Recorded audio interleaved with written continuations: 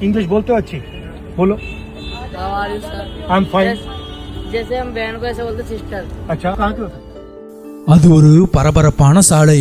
காங்கிரஸ் தலைவர் ராகுல் காந்தி தனது காரில் பயணப்பட்டு கொண்டிருந்தார். கார் ஒரு இடத்தில் நின்றபோது சாலையோரம் பூ விற்று கொண்டிருந்த சில சிறுவர்கள் அவர் கண்ணில் பட்டனர். வறுமையிலும் அவர்கள் முகத்தில் ஒரு துடிப்பு இருந்தது. அவர்களை அருகில் அழைத்த ராகுல் காந்தி அந்த சிறுவர்களுடன் உரையாடத் தொடங்கினார். அவர்களில் ஒரு சிறுவனிடம் ராகுல் காந்தி, உனக்கு ஆங்கிலம் நன்றாக பேச தெரியுமா? கொஞ்சம் பேசேன் என்கிறார் புன்னகையுடன். इंग्लिश बोलते हो अच्छी? बोलो। How are you, sir? I'm fine. சிறுவன் how are you sir என்கிறான். ராகுல் காந்தி, நான் நன்றாக இருக்கிறேன் தம்பி என்கிறார். தொடர்ந்து அந்த சிறுவன், எங்களைப் போலவே என் அக்காவும் உங்களை அண்ணன் என்றுதான் சொல்லுவார் என்றும் மழலை மாறாமல் கூறினான். இதை கேட்ட ராகுல் காந்தியின் முகம் மகிழ்ச்சியில் பிரகாசமானது.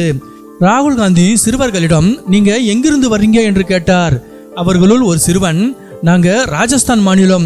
அங்கே எந்த மாவட்டம் என்று கேட்ட ராகுல் காந்தியிடம், சிந்த்வாரா மாவட்டம் என்கிறான் சிறுவன்.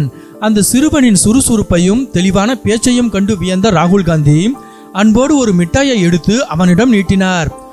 இந்த மிட்டாயை சாப்பிடு என்று அவர் கொடுத்தபோது அந்த சிறுவனின் முகத்தில் தெரிந்த மகிழ்ச்சி அந்த இடத்தையே நெகிழ்ச்சியாக்கியது.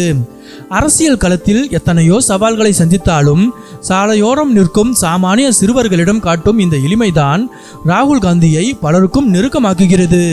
ஒரு பெரிய தலைவர் என்பதையும் மறந்து ஒரு அண்ணனாக மாறி அந்த சிறுவனுக்கு அவர் மிட்டாய் கொடுத்த அந்த நிமிடம் அன்புக்கு மொழி தேவையில்லை என்பதை மீண்டும் நிரூபித்தது.